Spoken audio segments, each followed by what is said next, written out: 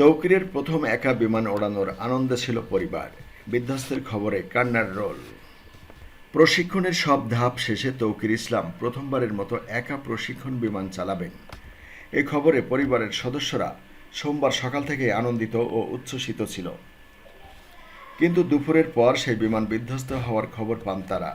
সঙ্গে সঙ্গে থেমে যায় সব উচ্ছ্বাস। বিকেলে রাজশাহী নগরের উপশহর এলাকায় তৌকিরদের বাড়ির সামনে গিয়ে দাঁড়ালে কিছুক্ষণ পরপর কান্নার রোল ভেসে আসতে শোনা যায়। বাংলাদেশ বিমান বাহিনীর একটি প্রশিক্ষণ বিমান সোমবার দুপুরে রাজধানীর উত্তরার মাইলস্টোন স্কুল অ্যান্ড কলেজের একটি ভবনে বিধ্বস্ত হয়ে এ পর্যন্ত বৈমানিক সহ ২৭ জন নিহত হয়েছেন। এ ঘটনায় আহত হয়েছেন ১৫০ শতাধিক। আন্তঃবাহিনী জনসংযোগ পরিদপ্তর আইএসপিআর হতাহতের এ সংখ্যা জানিয়েছে। নিহত ফ্লাইট লেফটেন্যান্ট তৌকির ইসলামের ডাকনাম সাগর। তাদের পরিবার রাজশাহী নগরের উপশহর ৩ নম্বর সেক্টরের আশ্রয় ভবন নামে একটি বাসায় ভাড়া থাকে। তার বাবা তহরুল ইসলাম, মা সালেহা খাতুন, বোন সৃষ্টি ও ভগ্নিপতি সেই বাড়িতে থাকতেন। বাবা আমদানি রপ্তানির ব্যবসা করেন। তাদের গ্রামের বাড়ি চাঁপাইনবাবগঞ্জের কনছাট এলাকায়। স্বজনদের সঙ্গে কথা বলে জানা গেছে, বিকেল ৫:৩০ পর্যন্ত পরিবারের সদস্যরা জানতেন না যে তৌকির ইসলাম মারা গেছেন।